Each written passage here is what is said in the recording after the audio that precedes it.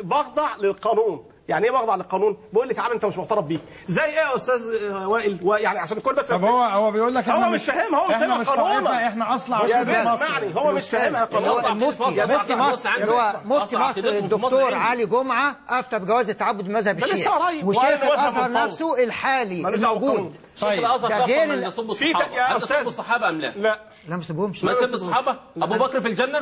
مالناش دعوه. الله اعلم. انت شفته في الجنه ولا في النار؟ هناك حديث انه في الجنه. انت بتستعرف.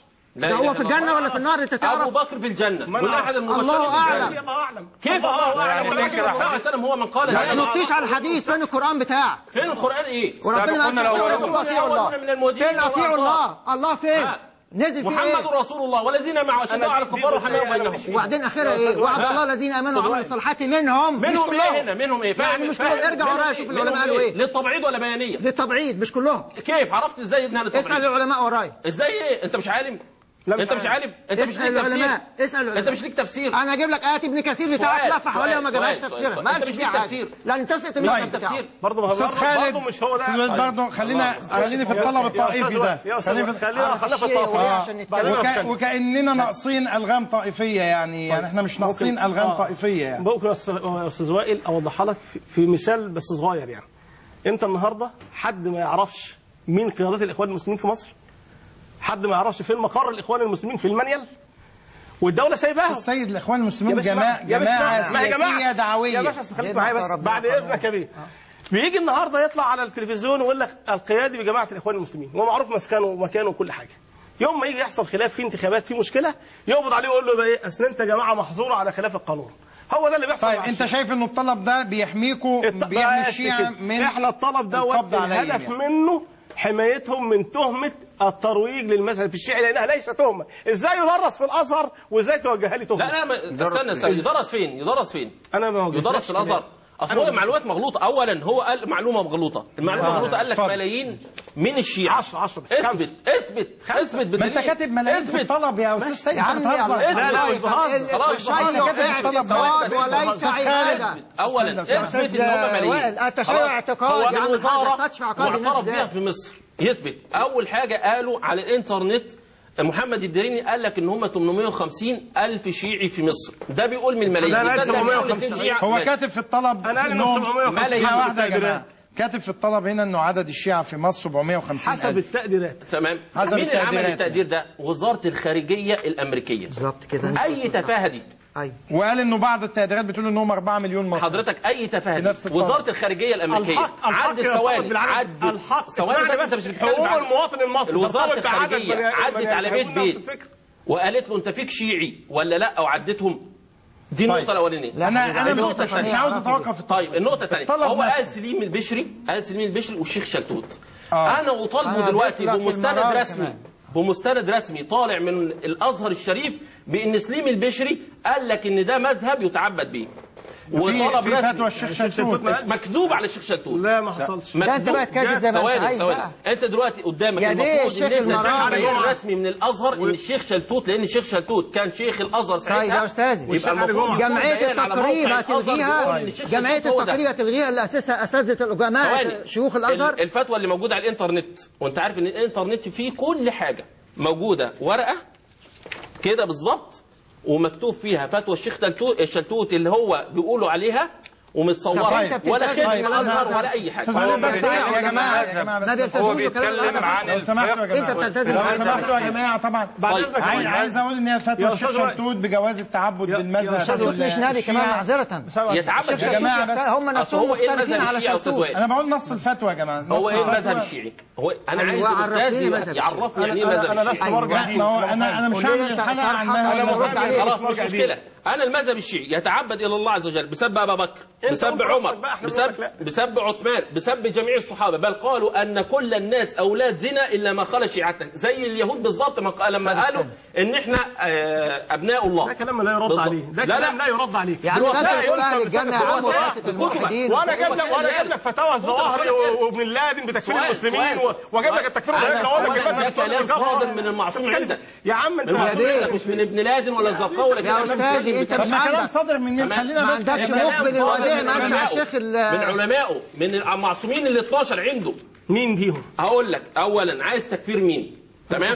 تكفير السيدة عائشة، محمد حسين الشيرازي النجفي القومي في كتاب وده من المعصومين، ده من المعصومين. الشيخ مقبل الوداعي ما كفرش الشيخ القرضاوي وقال عليه كلب العاوي. الشيخ القرضاوي قال ان فتوى الشيخ ما كفرتوش مشايخ الازهر عشان العقائد الاشعريه. استنى بس، انا في نقطه ثواني. طب انتوا نفسكم مختلفين. انت مش عايز الروايه، انا عايز انت مش لا لا مش عايز حاجه، مش عايز والله المستعان. انا عايز اقول لك كلمه واحده بس. انا عايز نتفق على حاجه بس، عايز نتفق على حاجه لانه كده. لا لا لا انا في حاجه، انا عايز حاجه بقى نتفق كده ما حدش صدقني ما فيش صوت هيوصل للناس. طب بعد اذنك انا نتفق بس على حاجه، ما نقطعش بعض، وبعدين مش عاوز ادخل في صميم الجدل العقائدي. خليني بس انا هقول لك نقطه. هو قال اللي عنده. ماشي. خليني بس انا ادير الحوار. استاذ سيد، قضيه سب الصحابه، انا عايز اتكلم عن الواقع العملي. قضيه سب الصحابه من القضايا اللي دايما بتثار في الواقع العملي.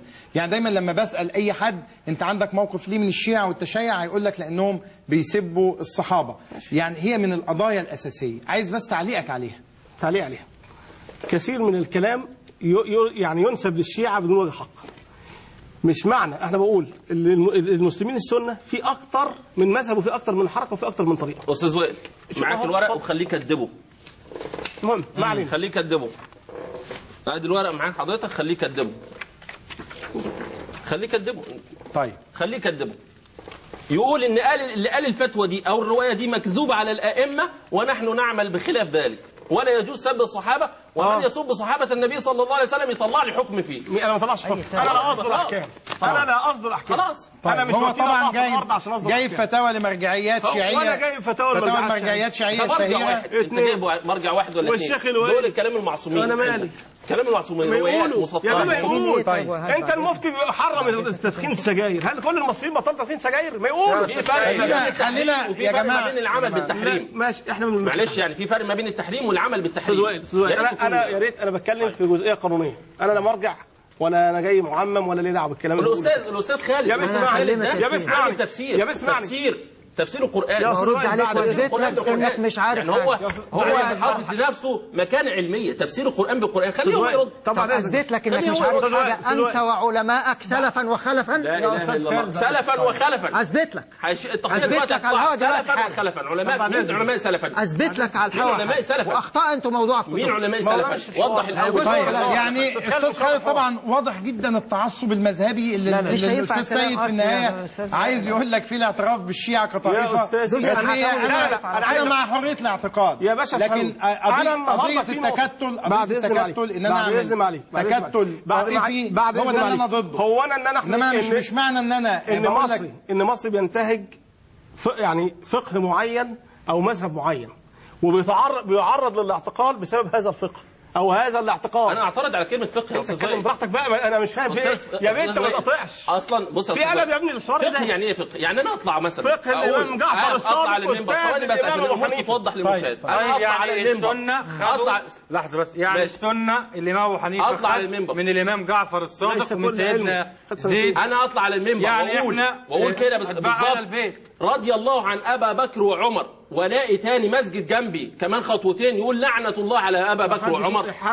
حاكمه اللي يقول كده حاكمه. هل أبو بكر وعمر هم كل الصحابة؟ واحد هيجي أنا حاكمه. طب ما هتحصل مشدة. أنا كرجل ماشي في الطريق أسمع سب صحابة النبي صلى الله عليه وسلم بأذني وأسكت. الكلام ده احنا خطأنا الكلام ده في الحلقة اللي قبل كده.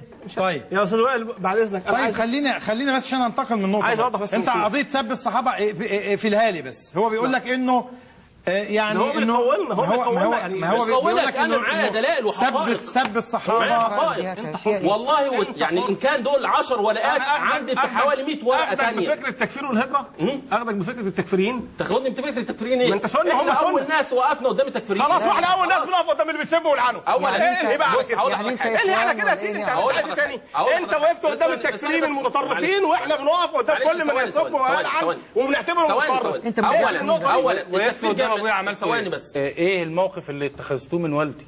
والله احنا انتقدنا اسلوبه اكتر من مره وما احناش رجال امن عشان نقبض عليه. فين حضرتك انتقدته فين؟ في كل المجالات. هو انا عايز افهم قبل اعتقاله. قبل اعتقاله بقاله 14 سنه كل الناس منتقده اسلوبه، حتى الناس اللي اعتقلت معاه قالوا احنا اعتقلنا بسببه وبسبب اسلوبه.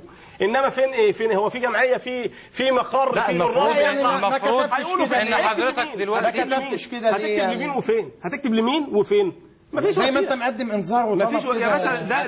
ده لتوقي الاعتقالات، يعني مش تستطيع انك انت لو قضيه سب الصحابه يعني بتضايقك، كان ممكن انك انت اما تكتب مقالا. في نيابه عامه وفي جهات حكوميه في مصر هي اللي تتولى هذا الكلام، والا لو املك انا املك ايه برضه قصاد البعض. انت شايف ان كل الشيعة في مصر كانوا مبسوطين يعني من سلوك ابيك بسب الصحابه؟ لا طبعا، كلهم كانوا بلا استثناء بيقولوا ان والدك لا يمثل طب الحمد لله كشيعة، ولكن ده لسبب. السبب ده ان هم اللي بيقولوا والدي هو داخل كل شيعي ونفسه يقوله، ولكن ليست عنده الجرأة ان هو يقول تقية. لذلك لقى والدي ترحيب فقط من عوام شققت عن السطر. انت واخد بال حضرتك؟